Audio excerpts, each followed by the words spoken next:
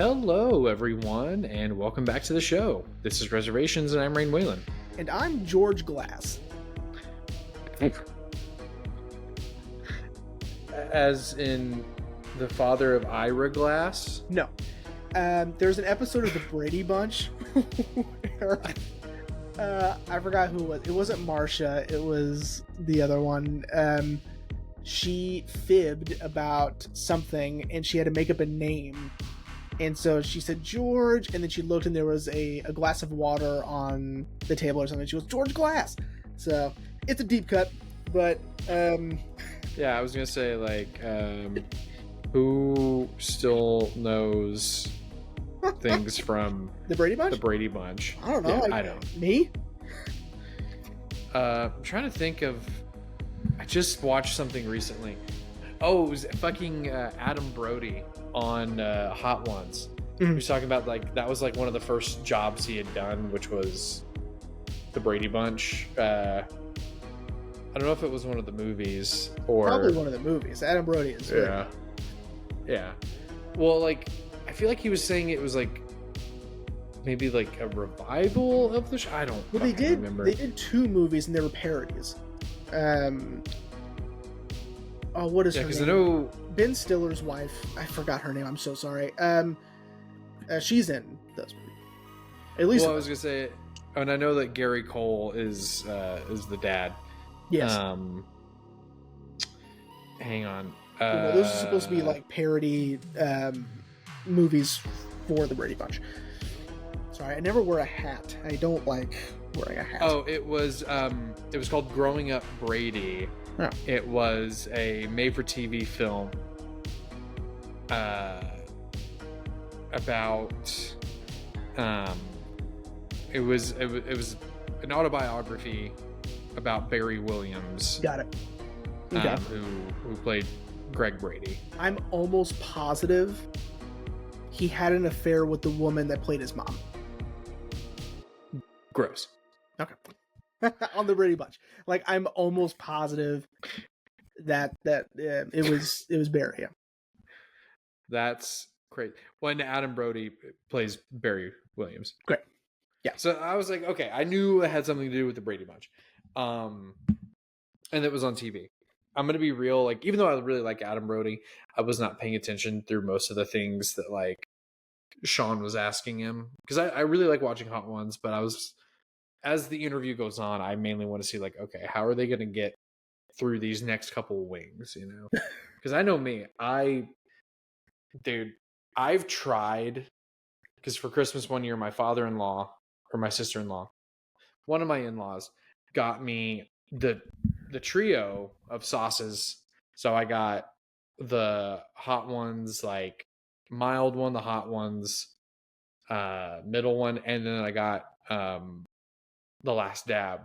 And dude, fuck the Last Dab, man. You know, I don't. Yeah, I mean, listen, we'll never be that famous, so it doesn't matter. However, it, like, just the thought of having to be on the show, I would be so terrified.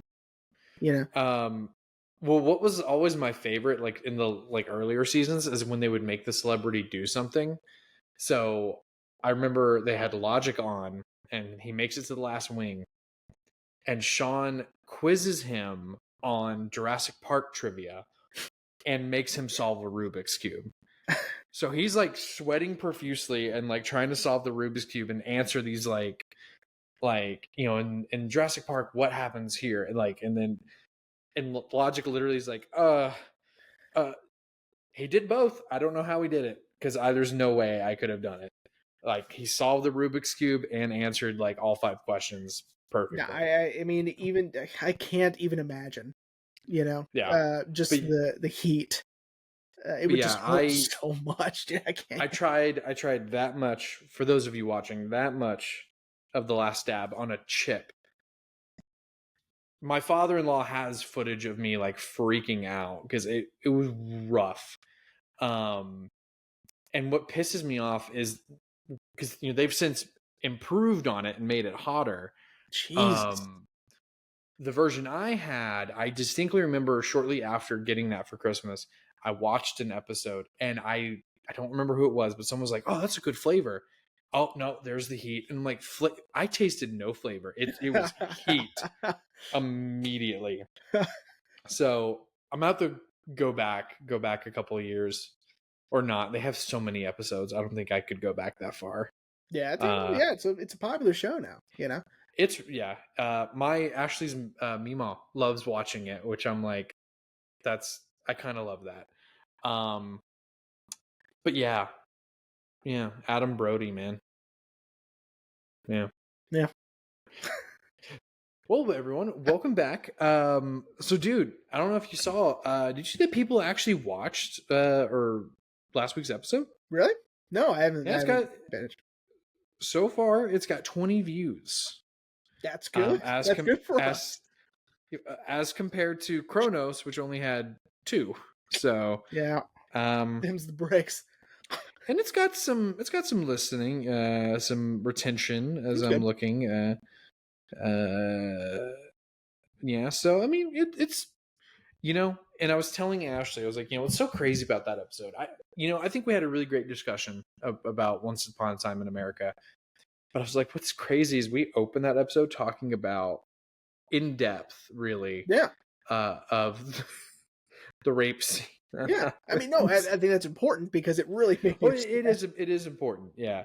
But she was like, "Good God, why?" I'm like, because we really needed to make sure, like, especially for you, that people understood that Noodles gets no I mean, there's no consequence. Yeah, there's no consequence for Noodles for that. Yeah, it really upset me, man. I'm still upset about it. You're gonna be thinking about that, bro. Like, you're gonna be I think so. You're gonna be for what I think. You know what? Fuck that guy. You're gonna meet Robert De Niro and be like, "Hey, by the way," and he's gonna be like, "What do you want me to do? Go back and reshoot the movie?" And you're like, "Yeah, it's exactly what I want you to do." From what I understand, if I were to ever meet Robert De Niro, I don't think it would go well anyway. So. Does he not like meeting people? I don't think so. I mean, he's like, what, 85 years old? Like, 85-year-olds don't want to meet anybody. That's true. Especially considering he, just had like a new child like a year ago or something like that. Irresponsible. Yeah. Irresponsible. Yeah. Yeah. Kid's gonna be 5 years old. Guess what? Robert De Niro? Dead. Okay? Dead. Same with Al Pacino, man. I know. Both of them, man. I don't agree. I don't like it. But anyway, so for those of you who did tune in last week, thank you.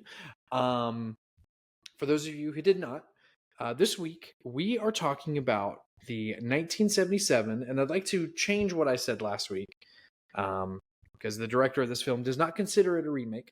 So I will now say the 1977 adaptation of the French novel The Wages of Fear from William Friedkin, Sorcerer.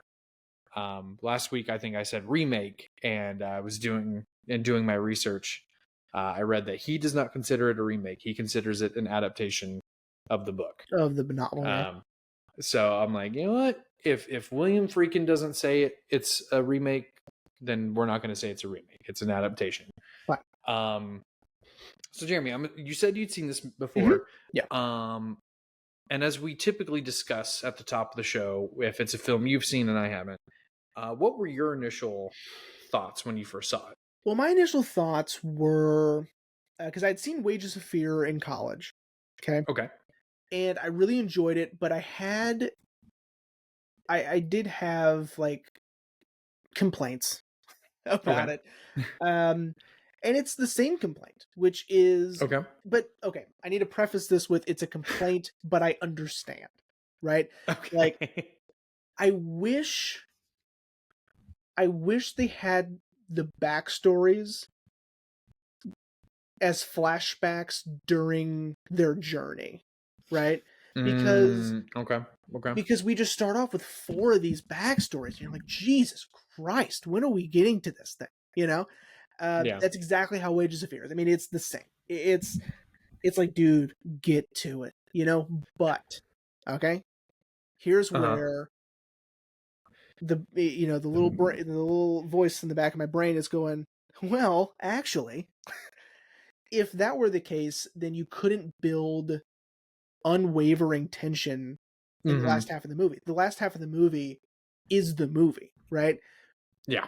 But if we had split it up, then tension is being lost. You're not staying with these characters during this very high anxiety mission that they're on. So I get that, right? And as William Friedkin said, you know, he had thought about just opening it with oh Jesus, Roy Scheider's character.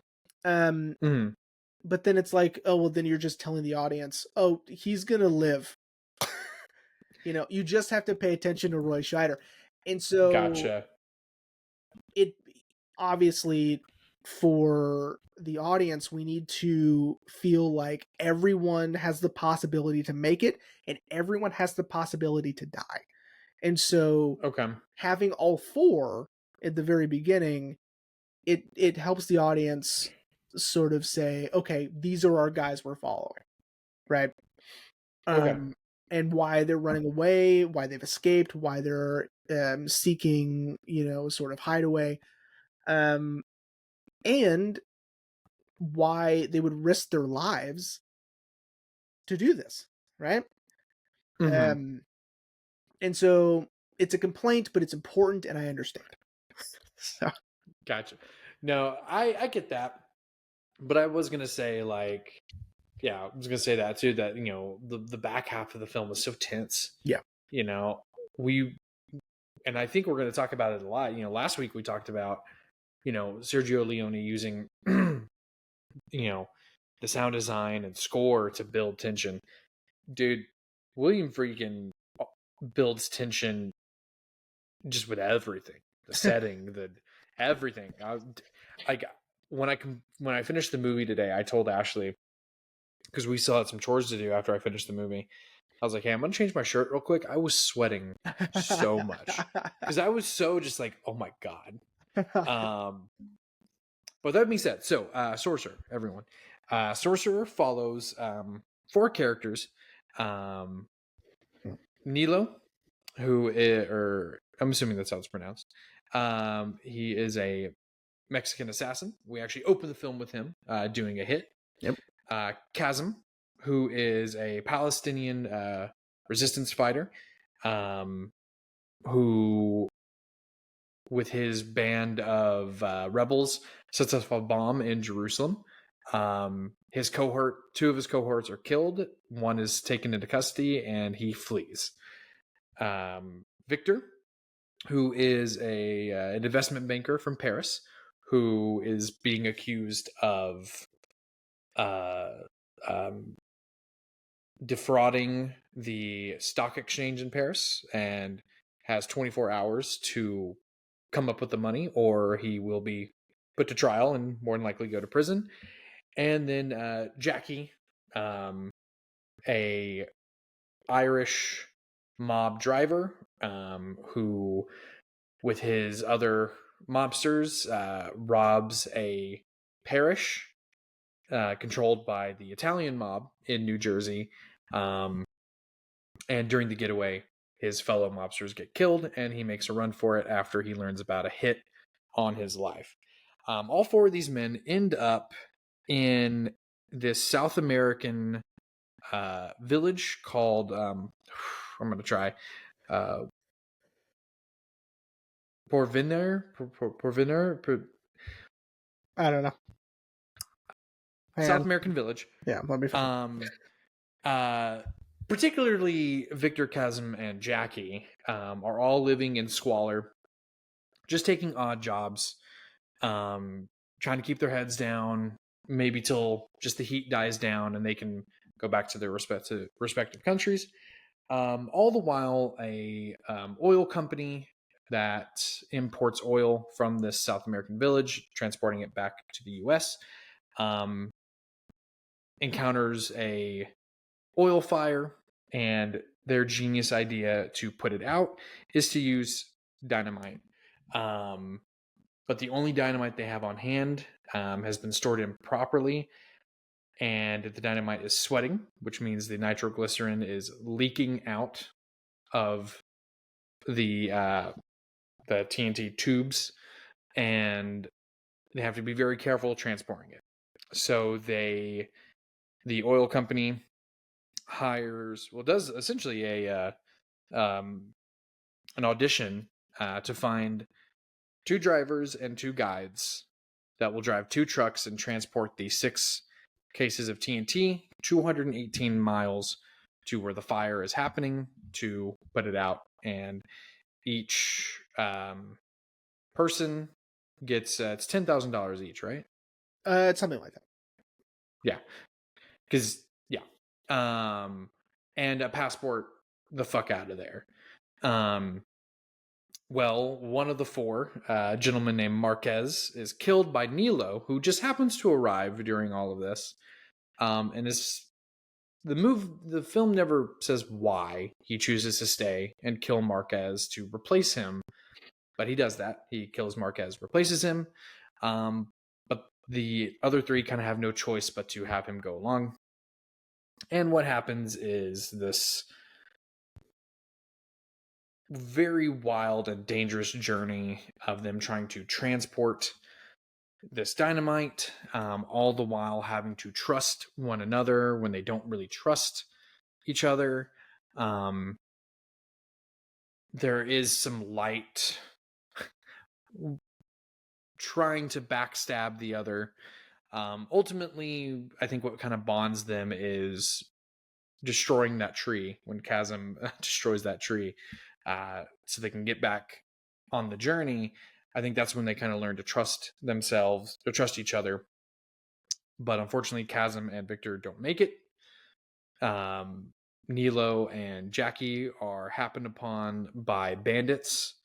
They manage to kill all the bandits, but Nilo is killed in the process. Jackie's the only survivor, finally makes it to his destination, given $40,000, a passport. But his acquaintance that told him to go to this South American country and a hitman for the Italian mob show up. We hear a gunshot, and that's Sorcerer. I yada yada over a lot of stuff just because I know we'll get into it. Yeah. So where do you think we should begin with all of this? Well, I think we can, start by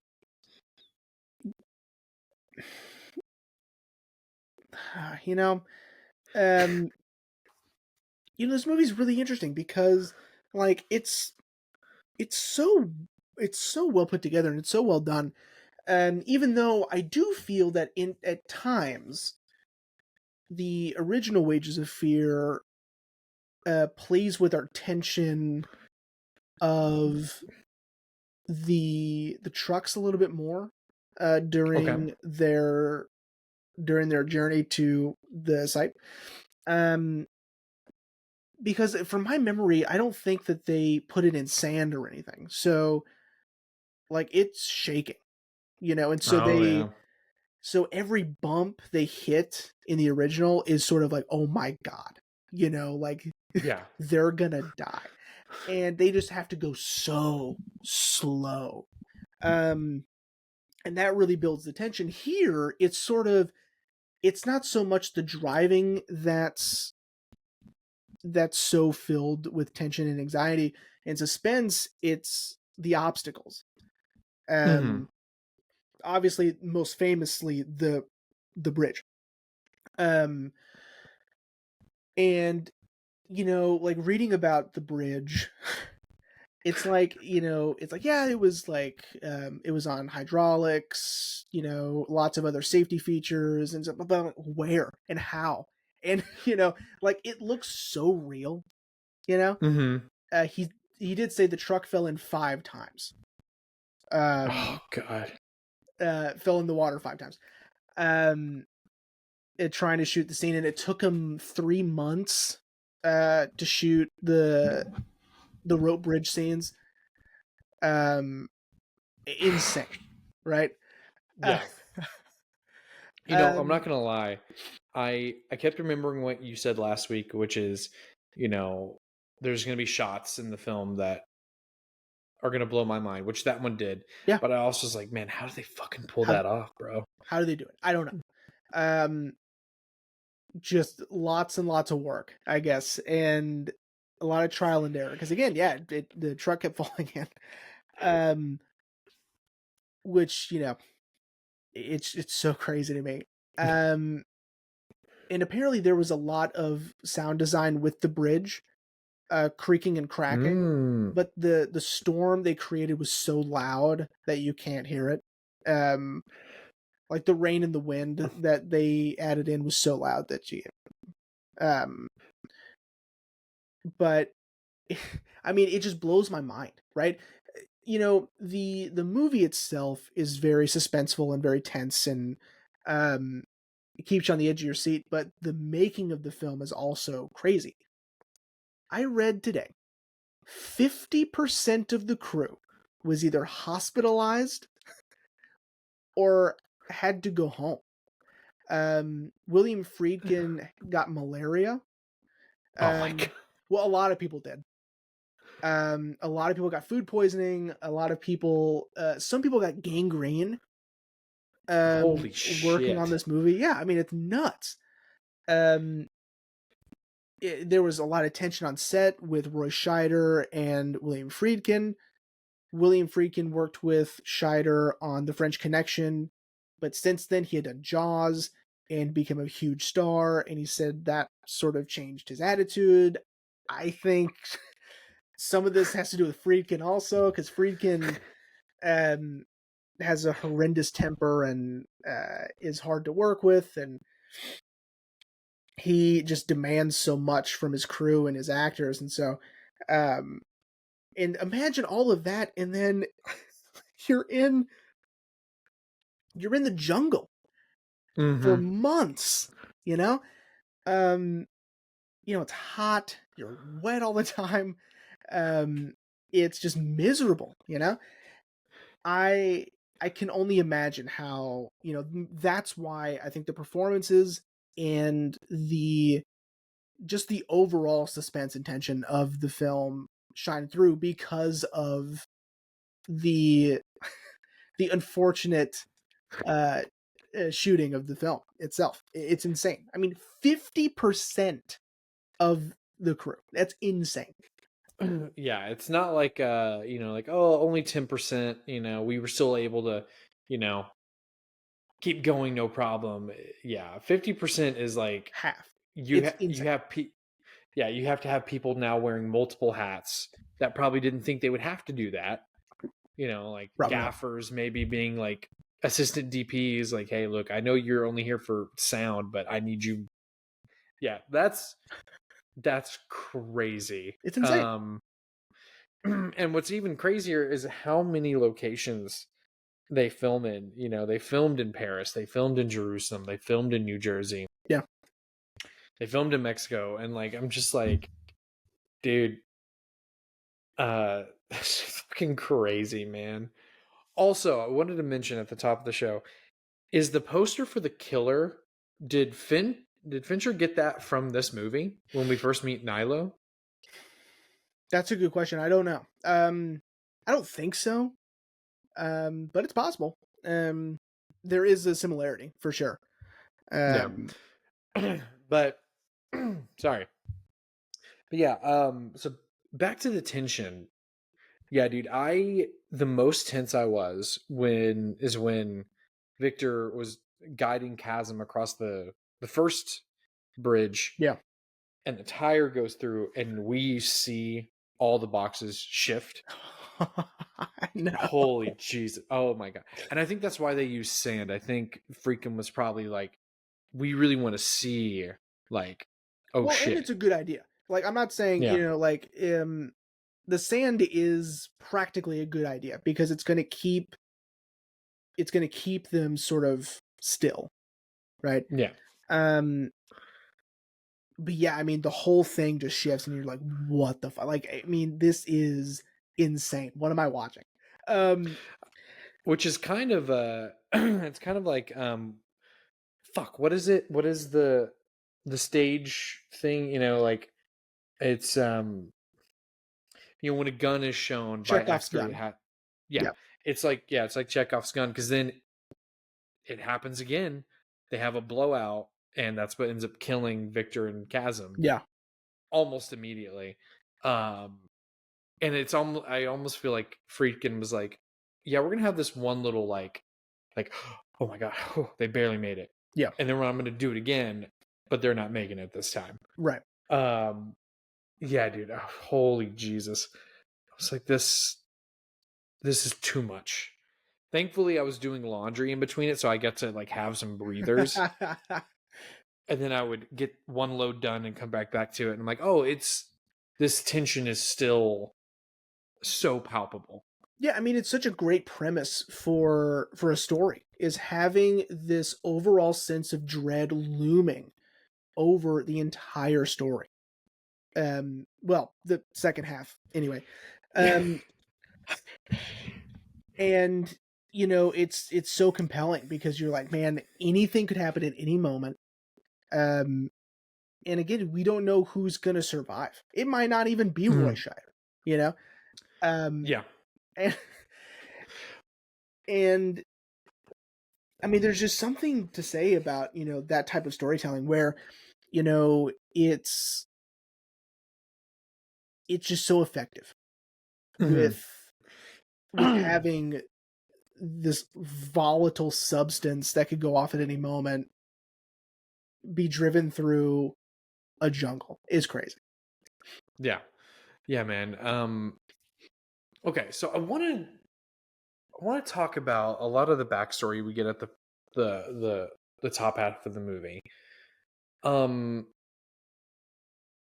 I find it interesting that Friedkin, almost like each new character he introduces, their backstory gets longer. Like we're spending more time with them, especially like with Victor. Yeah, Victor's long. Learning that. So I'm going to be real. I didn't realize what he was. I had to look it up because I was like, what is he? Like, why is he in trouble with the stock exchange? Yeah. And I was like, oh, it's because he's an investment banker. He's embezzling money, yeah. Yeah. And I just, and I kind of like what you're saying. I understand why Friedkin is giving us all these backstory to understand like why these men would probably be willing to take on such a task for the money and for the freedom, because I'm sure their lives have not been easy living in this South American village. But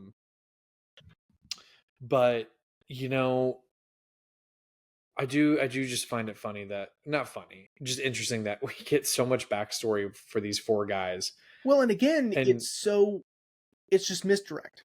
It's all just, it could be anybody, which makes sense because, during the entire film, it never really matters, right? Like what they did beforehand, like who cares, except for Roy Scheider, because at the very, very end, where that hitman comes from the mob, which we will get to, but I have questions about Vinny being there as well. Okay. But we'll get there. Yeah. So ultimately, like the first 30 minutes don't matter. Ultimately. And which is fine. Again, we're building, the story bit by bit. We're getting to know everybody, which is fine. I think it makes you care for them a little bit more. Agreed. Or at least it's like in a way where it's like, these are the only people I know. Therefore, I kind of don't want them to die, Like, I want them to make it through this. Like, and they, especially, during the events in South America and their sort of desperation to seek, asylum, basically, or, to seek, some place where they can feel safe, right? Even though none of them are good people. And I mean, Roy Scheider is just charismatic. So he's Yeah. just, so magnetic. And I think he's just amazing. But it also, it also taps into, for each of them, why they choose to do this. Mm-hmm. Because it's like they're dead anyway, right? Like, Yeah. where they are at this point in their life, if they go back, they're dead. If they stay here, it's miserable. Like, there's nowhere to go, and there's nothing left to do. They have nothing left, you know? And so it's like, well, I mean, if I die, I die. But if I make it, the upside is too good. Like, I get to start again. I get to, start over and live a new, completely different life somewhere else, Mm-hmm. right? And that's sort of the crux of this thing, and why I think the first 30 or so minutes um, matters to an extent. Because if you just dropped us into, South America, I'm like, who the hell are these people? Who cares? you know? Yeah. Um, but yeah, I mean, I don't know. Well, and I kind of called it right when when we get that scene of Chasm, talking with Victor about like, oh, so you're from Paris, like, yeah, and then Victor being like, yeah, my wife gave me this. This is the last day I saw her. I was like, oh, dude, they're both dead now, or at least Goners. Victor. I didn't think Chasm would die too, but I was like, oh, well, if we're getting this story beat of a Yeah. character reminiscing on the life he had, he's a goner. He's dead. And then yeah, boom, both dead. Oh. But I think that's another. I think you make another good point. Yeah, because like, Victor, if Victor were to survive and had gone back to Paris, he probably would have gone to jail. Probably would have been implicated for his brother-in-law's suicide in some form or fashion, which is crazy that he essentially drove his brother-in-law to commit suicide. Yeah. Yeah, because I mean, it's a And I'm sure, huge deal. Like, what they did is like monumental. yeah. And Victor's just being so like, well, not to his brother-in-law, but like when he's in that meeting, he's being so calm, cool, collected. Yeah. Like, yeah, no, my father-in-law will help. It's like I didn't fraud you guys at all. And then yeah, but Victor's life was pretty much over. I think the reason why we really, for me at least, I think I was kind of wanting Roy Scheider to survive was because Jackie could have probably used that money to really bury himself, for the Italian mob not to find him. Yeah. Like he probably maybe not gone to Europe or anything because that's where Italy is. Yeah. But maybe somewhere would have been harder for them to find, and maybe somewhere he could have, lived out the rest of his days. Chasm, I don't know about Chasm. I feel bad for him because he did watch probably two of his best friends die, and then the other one get, But he's also a terrorist. Yeah, there is that. And then Nilo, I mean, again, okay, so Nilo, his story beat confuses me because he just happened to show up there when the recruitment was happening. So he's like intrigued and decides like, I'm going to stay. I want to see what happens. I'm assuming was that the point? So he was just like, here's sort of like my point of the first 30 so minutes is that's what it would feel like if we just dropped into South America. We don't know who he is, right? He could have a backstory similar to theirs, but we just don't know, and that's sort of a testament to like, you got to put the work in to get to the story, but yeah, I mean, that would be my explanation. That he was just kind of intrigued by what was happening. Well, like, or just like possibly he's also hiding out, and is looking for an escape, looking for something to get him out of there, because maybe he's in the exact same situation they're in. Mm-hmm. But we just don't know. Yeah. Yeah, I don't know. Yeah, because that was the only part that confused me. Because, like, we spend so much time with everyone else that, we kind of understand why they're wanting to do this and why they're hiding out. But Nilo, I was just like, why are you here, my dude? Like, what? And then, like, why did you kill Marquez? I mean, like, yeah, sure, it's implied that he was a Nazi at one point. So, I mean, sure, he probably deserved to die, but like, Absolutely. I don't know. I'm so intrigued by that. Well, he Because, probably wanted, again, it's the same thing. He just wanted to escape, yeah. um, I mean, it's a lot of money, and Yeah. there's a very strong possibility it's not going to be split 4 ways. You know what I mean? Yeah. Like, it's gonna be less that are gonna have to split this. I mean, there's statistically speaking, you know. So I mean, that's my explanation. I mean, I don't have any.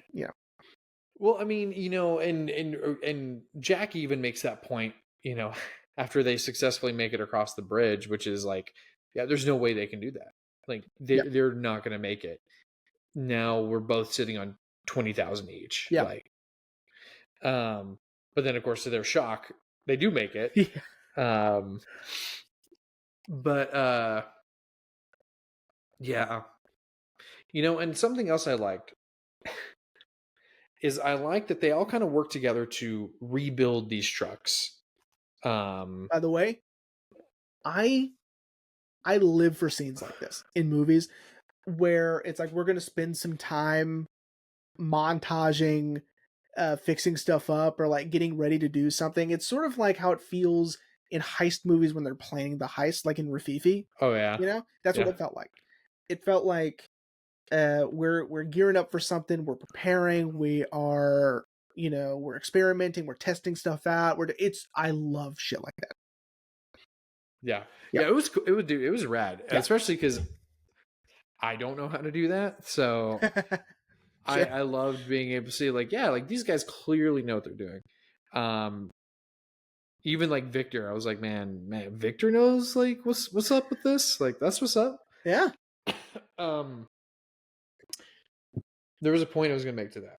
Oh, that we watch them kind of work together to rebuild these trucks, but like the trust is still being built between them all, and I find that so interesting that didn't bond them all together, but it was the blowing up of the tree that finally they were like, you know what, like we're in this together. Yeah. Like we're gonna make it. I mean, they're in it now. I mean, it's like it's too far gone, man. They're almost done. Yeah. I do love that Jackie was like, we'll just chop them down. It's just 8 trees. Like, we'll chop them down. And they're like, okay, and like, how are you going to move them? Like, if you do chop them down, like how? I think that's so. I don't think it was meant to be show how not necessarily dumb Jackie is, but like I guess how desperate that he's gotten. Yeah, because like I get it. It's like I don't want to risk blowing ourselves up. Yeah. So I mean, I probably would have said the same thing. It's like, can we just chop them down? Like, do we have to use the explosives? Yeah. Well, but I mean, thank God Chasm had a solid plan. Like, yeah, I think I can do this, and do it. He did. And see, that's another thing I love too, man. Like, same with you. I love in a heist film that we get to see like the planning stages. I love like seeing like Chasm like test things out. Like, okay, like it's got to fall right here. Like, Yeah. if it doesn't fall here, like that's like so cool, and they're all working together, like making sure that they're, getting the right like tree branches to hold up this like I think it would necessarily be like a fulcrum, maybe. I mean, I it don't know. is. I mean, just pure entertainment. I mean, Yeah. I loved it. You know, um, it's just, it's, I don't know. I like, it's just, it's perfect entertainment and it's perfect storytelling and it's like it's just fun to watch. I mean, yeah, Hmm. we're super tense, but like having them solve problems on their way. I mean, it's just like that's what, you know what I mean? Like it's Yeah. why I think people gravitated towards like The Martian, for instance. Hmm. It's problem solving. That's all it is. You know, it's someone who is intelligent that is trying to solve an overall goal, right? And having to serve that goal, solve smaller problems in between, right? Hmm. That's exactly what this is, and I loved it. I thought it was so much fun. Um, I just like watching people solve problems, and I think a lot of other people do too. So, Agreed. Yeah. Um, I'm not. I'm not like jumping to like in the episode, but I do want to talk about the ending because I that's feel fine. like the ending is a little ambiguous. Maybe I don't know. Maybe you can shed some light on it. But like, Okay. first of all, I definitely feel like the oil field company fucked Jackie, by writing him a check, and he's like, "No, no, no, the deal was cash." And the guy was like, "Oh, no, no, just tell the person that's going to pick you up, and he'll take you to a local bank and they'll cash it." Now, like we've worked at a bank, you and I. $40,000 check. That's a little sus. Um, but I feel like they did that intentionally. They're like, Yeah, I don't. Looking at that part, I don't think they expected any of them to survive. sure. Um, I mean, you would maybe, hope that they did because they really needed to stop the fire. yeah, By the way, that is how you solve that problem. I'm really. yes, like to blow it up is the way to do it because it'll like cave itself in and douse the fire. Like Uh, that's what it's for. Like it's not to it's kind of like fighting fire with fire, but it's just a very quick way to douse the flames and suffocate the fire. I mean, it's the only way to really okay. do it. So, it's not I it's not a silly solution. Uh, Well, see, I just thought that was like their only solution. They're like, well, fuck, just get dynamite and we'll blow it up. blow it up. It's yep. Uh, but yeah, okay, okay. Let me rescind that statement then. Okay, I think they were wanting at least just what they got, which is just one of them to survive. Yeah. Um, but yeah, I really think they were trying to fuck Jackie over. Um, and then Vinny, the guy who told Jackie, like they're gonna take you somewhere, I don't even know where. Um, do you think Vinny sold him out? Because why Yes. would Vinny be there? Okay. Absolutely. Did. So Nicholas Winding Refn, who we love. Well, I do. Um he was interviewing William Friedkin for something and he asked him point blank, is like, did Jackie get shot at the end? He goes, yeah, Jackie's dead. And it's like, oh, okay. Oh. So, Oh, okay. yeah, so it's sort of a super downer ending, but Jackie goes through hell and he, you know, accomplishes this impossible task, comes out, the other end almost unscathed, gets paid, dies. Um, Cool. Yeah, because yeah, when I was reading more about it, like I was reading like a lot of people saying like, oh, his fate's unknown, and I'm like, well, but yeah, we hear a gunshot. I think I think if we didn't hear a gunshot, if we saw them walk into the bar and then it faded to black, then I'd be like, okay, who yeah, maybe. knows? Yeah, yeah, But we hear a gunshot. He's dead. He's dead. Yeah, but like, so that would have meant that if Vinny sold him out, that then he lied to Jackie and knew exactly where he was going. Yeah. Or it could have been maybe they approached Vinny. Maybe Vinny really didn't know, and Vinny was like, "Well, here, I know who sent him. Like, let's go to him." But also, that was like what, like 4 or 5 months ago. Well, yeah, I So think really what it is like the moral of the story, if there is one, is they were doomed anyway. Like yeah, all four of them were doomed to fail regardless. Like they were dead as soon as they fled. Like it's over.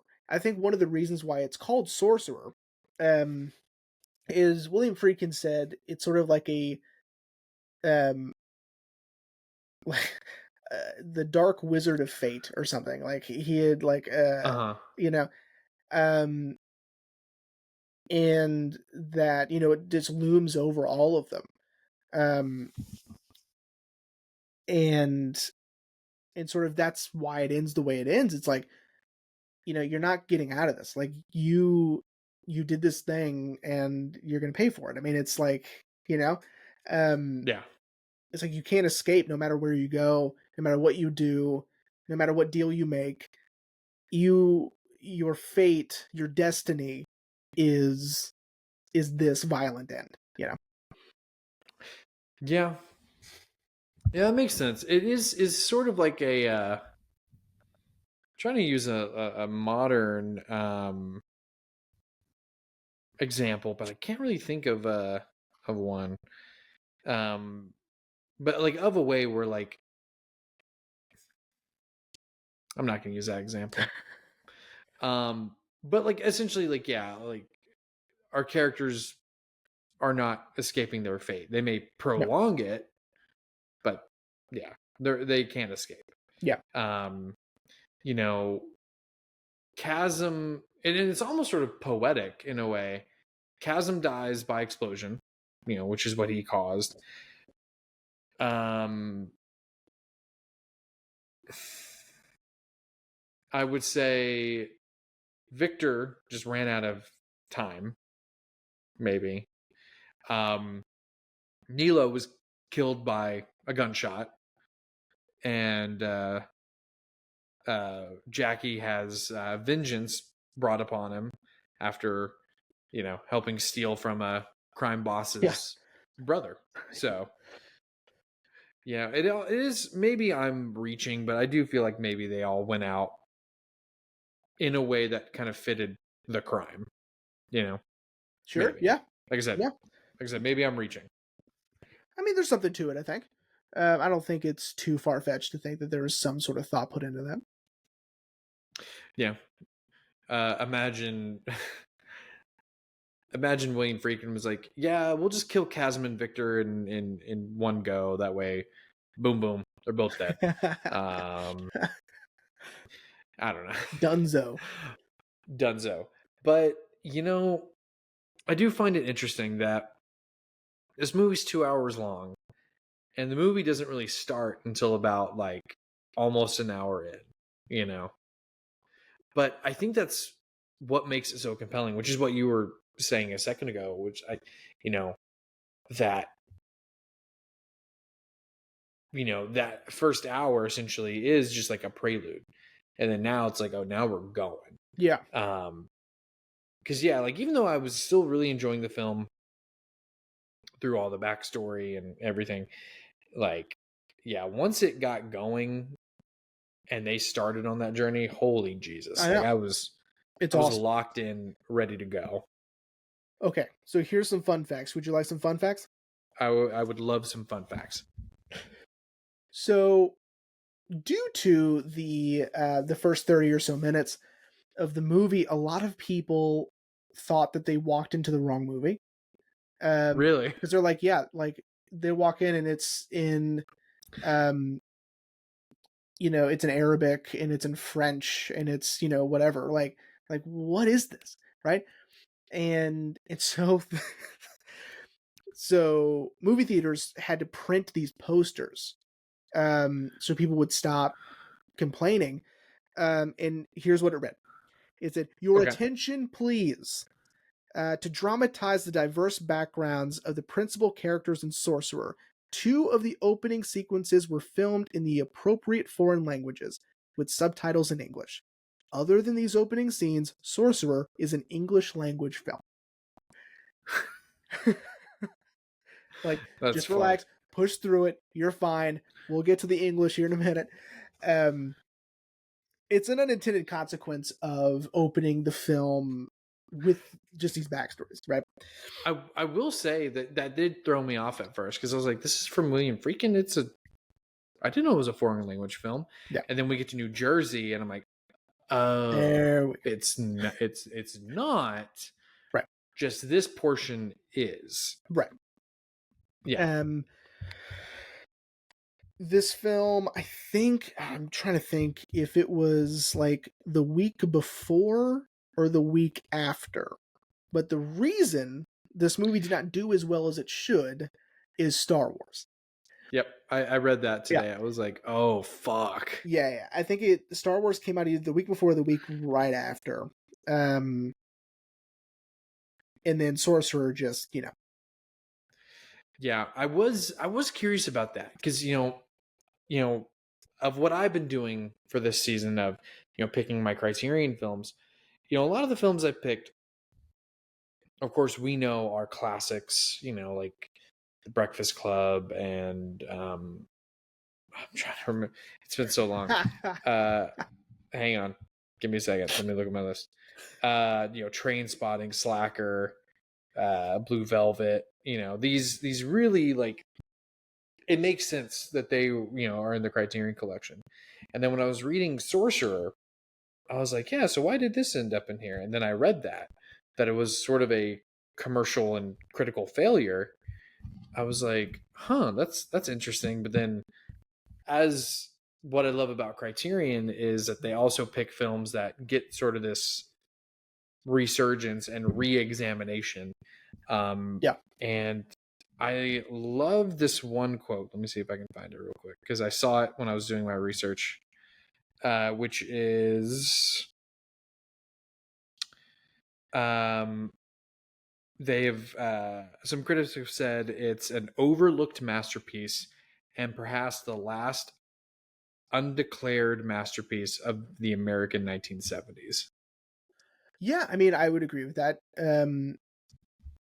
It's so raw and it's so ambitious. I mean, Roy Scheider was like, dude, it made Jaws look like a picnic. I mean, it was like, because Jaws was hard.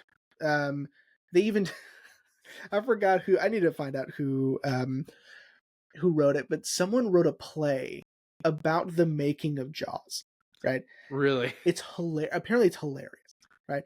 Because it's all like just the butting heads of Roy Scheider and Steven Spielberg and what's his face, Mr. Holland's Opus, whatever his name is. Shit, what is his name? It doesn't matter. And Robert Shaw, and it was just like it was so much clashing going on, and of course, like the shark didn't work and all this other shit, right? He was like, that was fine compared to this. Like, this is crazy. Like, I can't handle it. And so many people said no to this movie too. Like, really? Yeah, like Paul Newman said no. He asked Robert Mitchum, and this is what Robert Mitchum said. Okay, Robert Mitchum is a classic film noir actor from the 1940s. He is a tough guy, I'll tell you that. But Robert Mitchum said, why would I want to go to Ecuador for 2 or 3 months and fall out of a truck? I can do that outside my house. They said no. And Robert Mitchum would have been a lot older by then, so I think he's significantly older than Roy Scheider. Um, but yeah, a lot of people said no. Thank God they did, because Lord Yeah, knows. it is one of those where it's like, yeah, it would have been really interesting. Like, if we didn't talk about it enough when we did Cool Hand Luke, man, Paul Newman's the fucking best. Paul Newman is the best. Uh, but I can't not see now, having seen the movie, can't not see Roy Scheider. Well, and it's like, if I can be transparent here, I would feel bad for Paul Newman. That's true. Going through all this, like Roy Scheider, I don't feel as bad. I don't know why I feel that way, but it's like, yeah, it was a tough shoot, but it's a cool movie. But I'd be like, oh no, poor Paul Newman. Like I would have felt so bad for him. Yeah, I mean, Jesus Christ, just imagine for 3 months you're just getting rained on. No thanks, man. Like no thank you. I would absolutely hate that. But yeah, man, this movie, the deep dive on this is crazy. And I mean, I can't get over, like, just casually in here, it's like, oh yeah, some crew members got gangrene. It's like, that's bad. I know, dude. Yeah, that means they got cut at some point and didn't properly. Like you're gonna lose a limb. Like you're losing something if you got gangrene, right? Yeah. Either a chunk or the whole thing, it's gone. And it's just casually in there, like malaria, malaria, food poisoning, gangrene, like, half the crew. And William Friedkin, it said that he lost like a ton of weight doing this movie too, because he would also get food poisoning and he would get sick. And at the premiere, he had just been diagnosed with malaria during the. Oh, Jesus Christ! It's like, oh my God, bro! It's crazy. Like, I can't imagine. And I think that's sort of like, you can feel it when you're watching the movie. You can feel that, a lot of crew members were hospitalized during the making of this. Like, yeah, when we've done films from the 60s and the 70s that are intense as this, I do have that question of like, okay, who all got hurt making this movie? Yeah. Because film sets, because we're experts on that, having been on a film set. Of course, yeah, we're experts. Film sets now are not what they were then. And safety guidelines, and so yeah. I did have that thought watching the film. Was like, man, who got hurt? Yeah, I did not realize it hurt a lot of people. Yeah. It's so crazy. Like, it's just like, I can't wrap my head around that. And I think the only movie that beats that out is that fucking Werner Herzog movie of them moving that. Fitzcarraldo. Yeah, yeah, I need to see that documentary for sure. I mean, Criterion's releasing it. Yeah, that's true. That is true. So we'll see, I guess. Yeah. Well, that being said, buddy, are you ready to wrap up? I am. This movie's rad. Yeah. After you watch it the first time, I mean, fast forward 40 minutes, and and get into it. You already know who these people are. Who gives a shit? Yeah. I mean, once it hits, man, it is just nonstop entertainment, and you were on the edge of your seat. And like you said, I mean, you were sweating. So, yeah, agreed, man. Yeah, it was so good. When I finished the movie, I was telling Ashley about it. I was like, yeah, it's really good. I was like, now I really want to see the original. Yeah. And something else too, as I was literally kind of looking it up a little bit when we were going, people still apparently really love this idea of, an impossible task, because apparently in France they made I don't know if it was a film or a TV show, but they did do a new version of The Wages of Fear. Cool. Yeah, it's a 2024. So I Oh mean, wow, that's recent. Yeah, yeah. So this story is clearly still like hitting with people. absolutely. I mean, it's like Um, how are you gonna pull this off?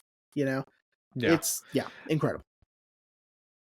but yeah, cool, man. Well, I'm glad we had a good time. Yeah, me too. Um, now I'm potentially worried of what we're gonna do next week. I don't know, man. Me too. I have no idea. I'm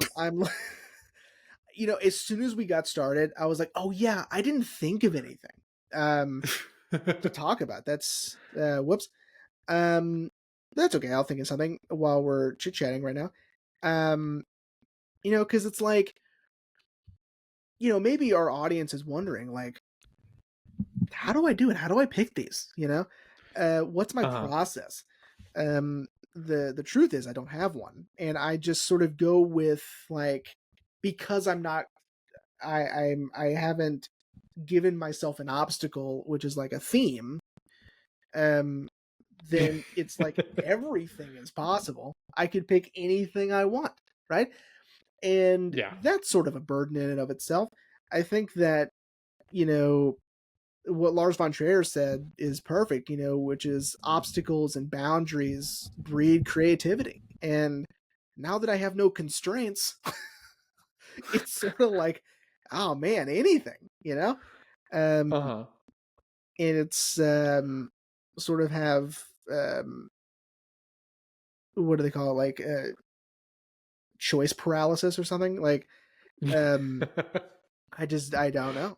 um but as I'm talking, I'm looking at lists and such, and perhaps I will come up with something soon. That just made me think of the fucking scene because, like I told you, I've been rewatching Brooklyn Nine-Nine, and it's the episode where like Charles is like holding a casting call between like Terry and Captain Holt to see who like will go undercover in the holding to like get some information from a drug dealer. Oh yeah. And Charles is like, Terry, you're not listening, you're talking. And Terry's like, Charles, you're talking to me. And he's like, no, I'm listening. Can't you see me listening? I'm listening to you right now. And it's just, dude, Joe Latrugo is such a masterful comedian, dude. I That whole agree. show was fucking great. R.I.P. to Andre Of Berger. course. He will forever be missed. I was watching Sandberg on Amy Poehler's podcast, and Amy Poehler like asked him, and he was like, "Dude, I miss him every day. He was so funny. He was so great. We were all really intimidated by him because he's this Juilliard trained actor." And he was like, "But he could switch it so easily. Like he could be so funny 1 minute and then switch it the very next like minute, and he's so serious." And I'm like, "Yeah." And the character of Captain Holt, I don't think could have been played by anyone else. No, of course Uh, not. No, Andre Brower is incredible. I mean, he is yeah. one of the best actors. I mean, if you go and you watch scenes from like Homicide, for instance, Mhm. it's truly incredible stuff. He is just so captivating, um, and so mesmerizing to watch that it is truly incredible to behold. Um, okay, let's do. This is just. I am so sorry. I usually Well, have. I mean, Usually have something. here's the other thing. There's all those, we've talked about it, like those stream of consciousness podcasts where the hosts just jump in and start talking about shit. Like that intimidates me a little bit. Like, It is intimidating. Like just like not having any sort of direction or like where to go, like what to talk about is sort of strange to me. And then it's like, how do you know when it's over? You know? yeah. Um it's yeah, like I don't know. Like this is going on far longer than I ever thought is possible. Um right now I'm just looking at my stupid list. Hold on. Let me try this. Let me go here. Let me go here. And then I'm going to do something crazy here. I am, again, so sorry that I am doing it this way. Because I feel like my audience, Zach, deserves better than this. And, just, I don't know. I have no words. Apologies, but I'm going to get there soon. Okay.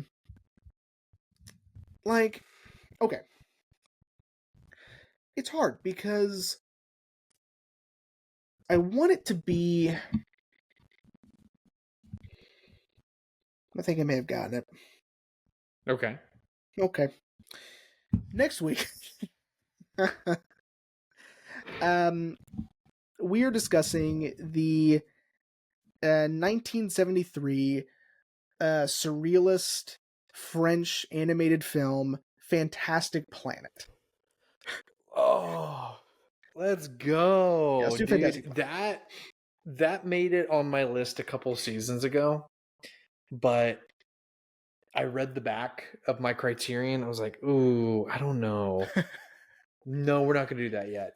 And then shout out to It's Just Cinema. He did a video on it, and I was like, okay, this movie seems less daunting now. By the way, follow It's Just Cinema on Instagram, TikTok, YouTube. He is absolutely incredible. He has a way with words that I just simply don't have. Thanks to him, I bought a movie I've never heard of. Told you about it. I will eventually watch it. This one does seem a little daunting just because of the subject matter. But Fantastic Planet, man. Yeah, I got that for Christmas a couple years ago. Because I think, as I've said on the show before, my Amazon wish list is just all Criterions, and it's constantly revolving. Right. So whenever there's a new release or I watch a new in the closet, adding them. And I'd gotten it for Christmas, and I was so excited. Well, one, because I got a new Criterion, so I got to take that off the list. But two, because I'd heard so much about Fantastic Planet and like how truly beloved it is, and it's so surreal and so strange. I was just so excited, but I believe it was Ashley's family who got it for me, and everyone was just kind of like, so what is that? And I was like, it's a French film, that's all I know. And they were like, oh. And of course now, subsequently, because this was a couple of years ago, I have now learned about it. I'm so excited, dude. That's, again, it almost made it onto my list, I think 2 seasons ago. But I was like, no, we need to wait. And I think I'm ready now. Cool. Well, I hope so, because we're doing it next week. So yeah, no takesy backsies. Nope, no takesy backsies. I mean, we didn't take back Once Upon a Time in America. That's right. And look at that. Yeah. 20 views. 20 views. All right, everyone. Well, we hope you enjoyed this episode on Sorcerer, and we'll see you next week, Thanksgiving week, for Fantastic Planet.